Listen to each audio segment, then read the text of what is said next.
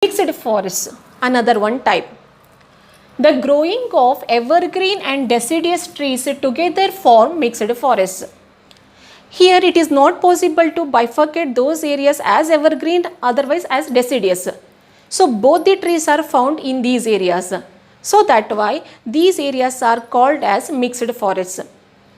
Growing of evergreen and deciduous trees together form mixed forests.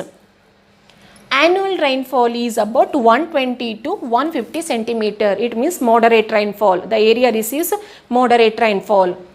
Moderate temperature, moderate rainfall and moderate temperature. These forests are found in Udupi, parts of Uttara Kannada, Dakshina Kannada, Chamrajnagar, Hasan, Mysuru, Mandya, Bengaluru rural, Ramnagar, Tumkur, Kolar and Chikkaballapur. Even Uttara Kannada, Dakshina Kannada, it also covers some regions, some areas, along with the southern districts of southern Maidan region districts also mainly we observe here. These forests are mainly found in the districts of southern Maidan. Next, grasslands and shrubs. Annual rainfall is less than 60 centimeter. So these forests are found in those areas which receives annual rainfall is less than 60 centimeter. So in those areas we find grasslands and shrubs. Experiences high temperature. So these areas experience high temperature, less rainfall and high temperature. Scanty rainfall and dry climate support the growth of short grasses, thorny bushes and scrub vegetation. Because of less rainfall, because of hot and dry climate supports short grasses, growth of short grasses, thorny bushes and scrub vegetation. Scrub vegetation means this vegetation spread horizontally on the ground. So that one we call them as scrub vegetation. So such plants are vegetation observed in these areas.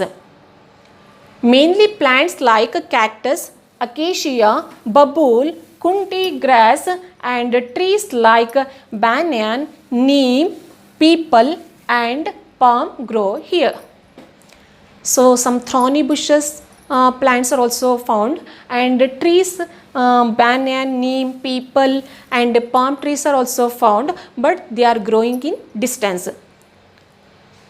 Next, these forests are found in the districts of northern Karnataka and spread up to Chitradurga and Tumkur districts. The entire northern Karnataka covered by grasslands and shrubs, it spreads up to Tumkur, Chitradurga and Tumkur districts. Up to there we observe grasslands and scrub vegetation. So here you can observe grasslands and shrubs. So here medium sized plants are there. These are thorny plants. So grasses, short grasses, how they are grown here. So the land is very dry. Because of the climate, the land is very dry and it supports the growth of short grasses. So here also you can see thorny bushes. So trees which are growing in distance. Next.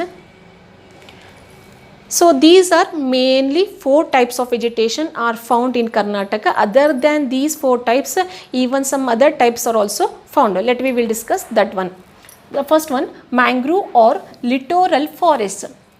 So these forests are called as mangrove forests, littoral forests, wetlands, otherwise swampy forests. These are found in deltaic region, estuaries and along the coastal plain. So these forests are found in deltaic region where a river meets ocean or sea, estuaries and along with the coastal plains. Mud and silt get accumulated because of high and low tide. So every day high tides and low tides are common. So that why with the high tide, mud and silt brought by the sea and start depositing in these areas. Next, plants get submerged in the time of high tide. When high tide is there, so that time these plants are submerged in the water. Trees have aerial roots. So these trees have aerial roots. So these aerial roots helps to collect oxygen from the nature. When trees are submerged in the water, roots are coming outside and collect the oxygen from the atmosphere and can grow in salty water. It means these vegetation are adjusted themselves to grow even in salty water, even in the fresh water. High tide and low tide keeps this land always swampy and wet. Because of the high tide and low tide keeps always these places wet. Next, so you can observe mangrove forest pictures here. So when low tide is there, so you can observe the roots, how it looks. Now water is not there because of low tide. So this is the picture of high tide. So where water level goes on increasing, even it increases up to certain meter here. So even these plants roots are drowned in the water later. The level, the height in high tide time, the water level goes on increasing. So in this picture you can enter through this way in order to observe the forest. So this is the backwater, how sea water are moving inside the land. Next, this picture, so you can observe here aerial roots which are collecting oxygen from the nature, otherwise from the atmosphere. So these are the mangrove forest pictures. Next, shallow forest. Areas which are more than 1400 meters above sea level have cool climate. It means when you are moving to high altitude, the temperature decreases. So temperature decreases. It means these areas, such in hilly regions at greater height, they experiences cool climate. For example, Kudremukh, Baba Budangiri, Biligiri Ranganabetta, Brahmagiri in Kodagu, they have grassy slopes. So how these hill ranges covered with grasses, small plants, otherwise greenery, how it looks. Deep valleys with streams and rills. So in between these hills, valleys are there. So in these valleys, rivers are flowing, otherwise streams are flowing. Streams, rills means small streams. So they are flowing in the valleys. So in last picture, in dry season, how these areas looking, and these are wild flowers. So wild flowers also growing in the forests. Next, distribution of forests in Karnataka. So these are the facts. These are very important. The present forest area in Karnataka is about 43.4 lakh square kilometer. So the total forest cover in Karnataka is about 43.4 lakh square kilometer. It comprises 22.6% of the total geographical area of Karnataka. If you take total geographical area of Karnataka and if you calculate 22.6%, so then you get 43.4 lakh square kilometer. Karnataka occupies the 7th place in forest resources in the country. So it occupies 7th place. Uttara Kannada district has the maximum forest area. Vijaypura district has the least forest area. Uttara Kannada is in first rank regarding forest resources and Vijaypura is in last place. Next, Why are forests declining? What are the reasons behind declining in the forest cover? So first one, agriculture. So in order to increase the agricultural production, so wasteland brought under cultivation. They are bringing wasteland under cultivation. Not only they are bringing wasteland, even they are bringing forest cover under agriculture.